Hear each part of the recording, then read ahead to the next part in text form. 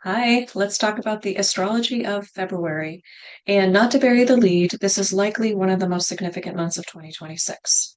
If you're new here, my name is Lisa Merrifield. Welcome. I'm an astrologer and holistic health practitioner, and my work is really focused on bringing the wisdom of the skies to everyday life. My hope is to help you make grounded and practical decisions. I'm not a real fan of fear-based prescriptions or cosmic overwhelms. I just try and give you insight that you can actually use. So, February um, is going to be a month. So, I'll go through some significant dates and the invitations I think that those dates bring for us. My hope is that after everything we saw in January and even December, after everything we've seen, my hope is that this energy in February, which is significant, will act as a way to move us closer to both our lives and the societies we want to live in. That might be wishful thinking. There is some energy that suggests we may still have some information we need to receive. Um, but I think in all of it, and in February, um, we have the opportunity to decide how to use that information wisely and intentionally. And and cautiously. So that's what we should do. All right, let me go through dates for the month and things that I think will be headed your way. All right, so the month starts with a full moon in Leo on February 1st.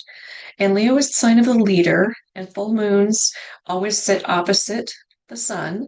And the sun is in the sign of Aquarius, along with a whole other pileup of planets in Aquarius. And Aquarius is the community and the people.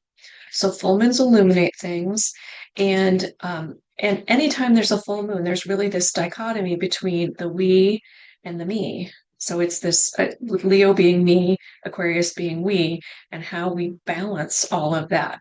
So I think this full moon is an invitation to check your ego.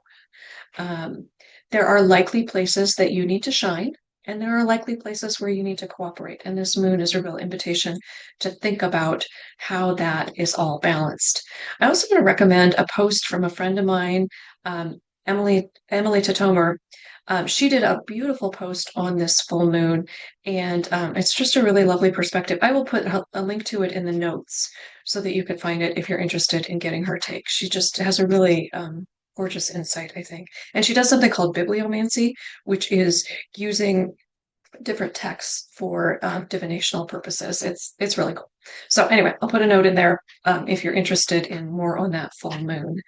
Um, so right after the full moon, the beginning of the month, I think is going to be very Uranian. And Uranus is like the lightning strike.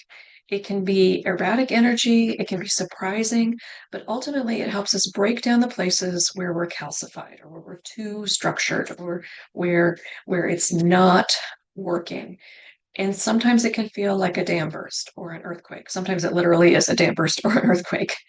Um, it might cause some short-term chaos, but I think, at least in our lives, ultimately it probably needs to happen. I don't know that in the case of a dam burst or an earthquake, it actually needed to happen, but there is some fault in a structure, and Uranus pushes through that. So it stations to go direct on February 3rd. Now, the outer planets are retrograde about half the year, but when outer planets station like this, it just kind of bears down on a point in the chart. And then on the 5th, the 8th, and the 15th, Mercury, Venus, and the Sun will square Uranus. And squares, at best, give us a creative conflict. It's a stress that asks us to act. And so this is the energy that makes me think that we haven't quite seen everything that we need to see in order to make the changes we need to make to live into the potential of the energy this month. Um, so So when we have squares from planets like Mercury, Neptune, and the Sun, they move fast. And so will this show up in your life? I don't know. It depends on what you've got in those degrees of Aquarius and Taurus, those ending degrees of Aquarius and Taurus. It sort of depends. Um, but I suspect that it will show up in the world around us and definitely in your friends. So the beginning of February, And especially with everything that has gone down in the world in January, I think this is a really important time to hold space and grace for yourself and for those in your sphere.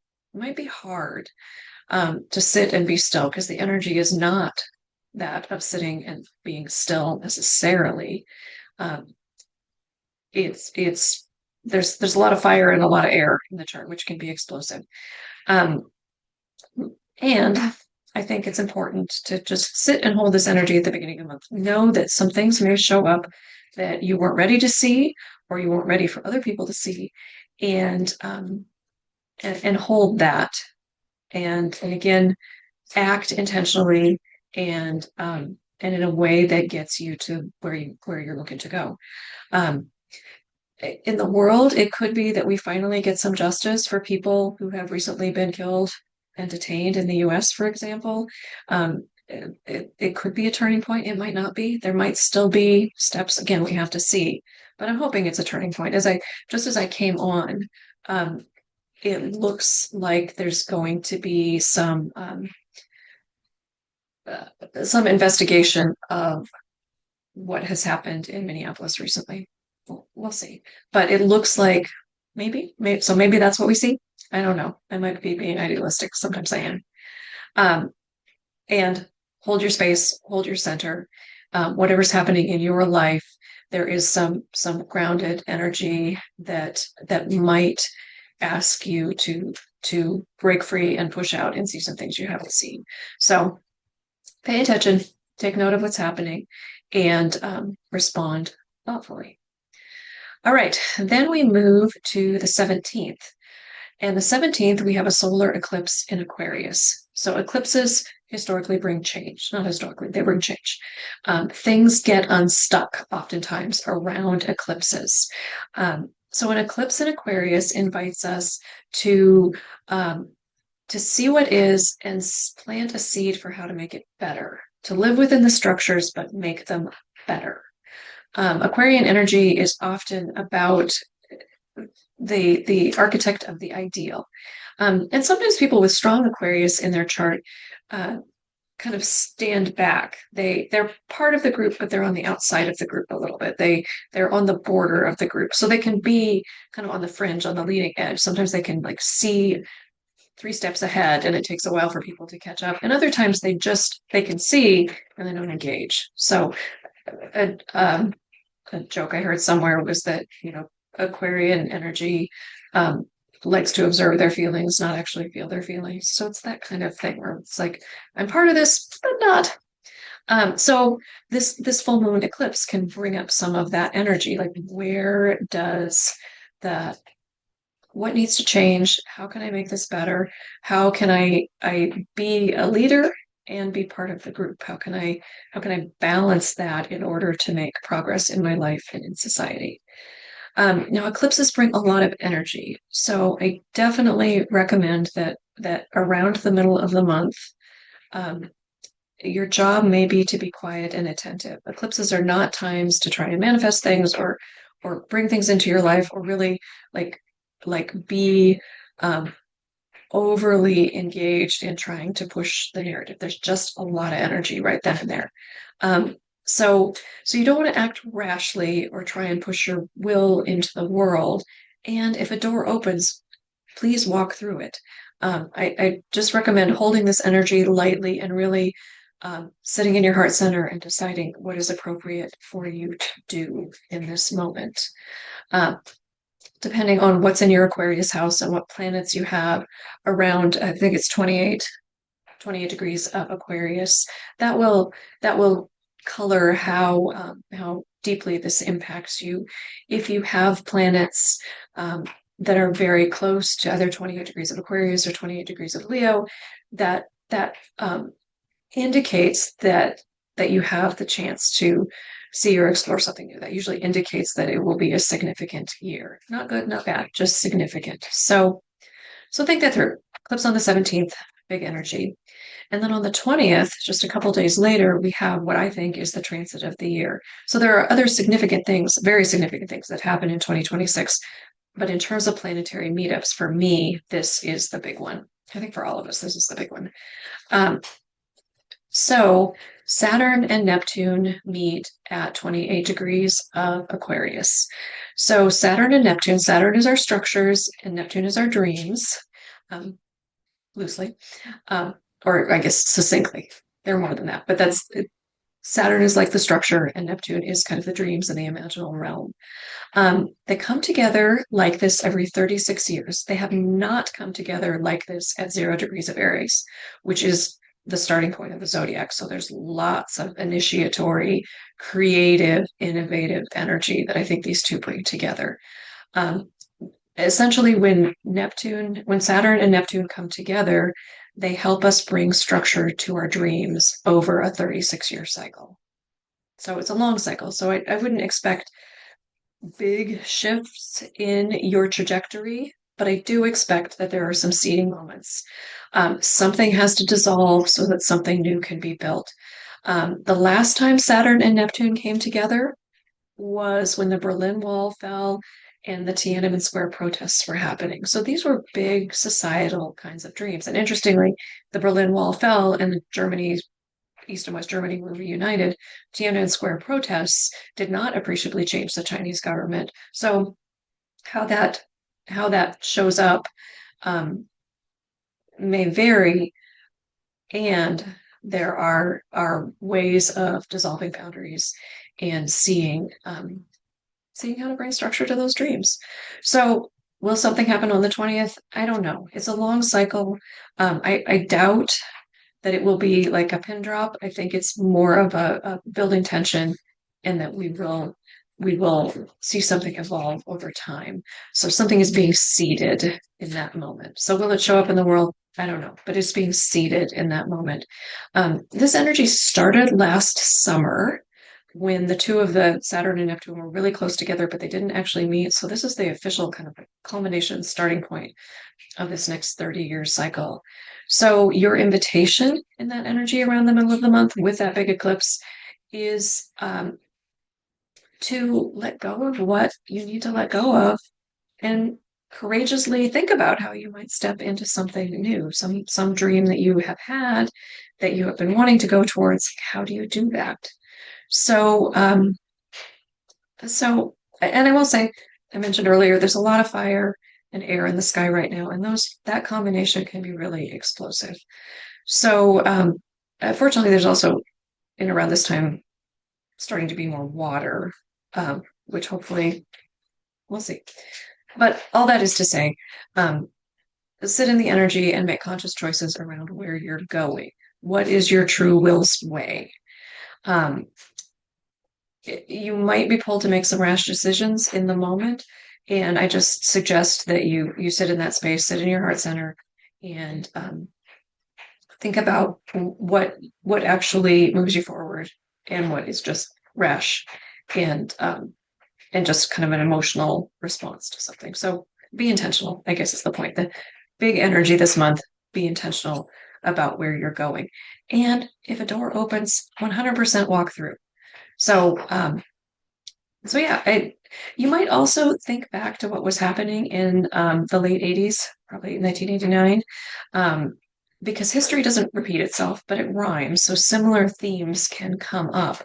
And I know for me, I started college in 1990. So in 1989, I was finishing high school and I was applying to colleges and I was planting the seeds for the next 36-year cycle of putting structure to my dreams. So I think it's exciting. I think it's hopeful, and I think it's prudent exploration is going to be really important around this time. Not that you shouldn't show up where you need to show up, but do it safely and prudently, and intentionally. All right. So the end of the month, the 26th and 27th, I believe. It's 26th and 27th. At the end of the month, we have Mercury stationing to go to go retrograde in Pisces, and we have a Mars-Uranus square. So the beginning of the month, we had Mercury, Venus, and Sun squaring Uranus, and now at the end of the month, we have Mars squaring Uranus, and Mars moves fast and Uranus moves faster. So sometimes when those two square, it can be impulsive because it's this creative tension. It's like we gotta move this thing along. So take note of that. And certainly if a door opens, walk through, but just do it consciously and intentionally. I feel like I've said intentionally too many times in this video, but I hope it is a helpful thought. So all this is happening, and Mercury is retrograde. And when Mercury goes retrograde, we are invited to go inward and to slow down and to revise and rethink. I think that my hope is that Mercury retrograde will slow things down a little bit and will let us start to clean up some of the things that we need to clean up after a fast moving start to the year. We'll see. It may just feel frustrating. But my invitation with Mercury retrogrades is always just to sit in the stillness and to know that energy is not energy to push forward and start a bunch of new things, but rather to revise and redo and reevaluate things that are happening. And if you use Mercury retrogrades that way, I think it really it brings a beauty to them. It's sort of like sleeping. It's like we're not supposed to be awake 24 hours a day. We have this period at night where we sleep. And a Mercury retrograde, you might think of that as kind of like mental sleep. Mercury's your head, mental sleep, like slow down, rethink, reevaluate, and see what that brings in for you. So, so that's a month. In short, I do believe that February will be a turning point, both personally and societally in some way. The energy is inviting us to build new structures and dissolve old ones. It's serving us to step into our highest and best intentions. So see how that shows up for you. See what comes in for you. Be conscious and attentive, because it is potentially moving fast, and it might be hard. Some of you I know are going through some really, really hard times. I was talking to a friend earlier this week and regaling her with all of this astrology, and she just finally said, you know what? This is not helpful for me right now. So if this is not helpful for you right now, check out. You don't have to keep all of the information in your head. Take the next right step, and feel free to sit in your space and be quiet and not push forward if that's what feels right to you. Thank you so much for spending time with me. I hope this has been helpful. Again, my name is Lisa Merrifield. I offer wisdom of the sky for everyday life so that you can meet what's ahead with clarity, calm, and self-trust. And I'm supposed to say, if this was helpful, subscribe, like, share, all those things. So thanks so much, and I'll see you next time. Bye.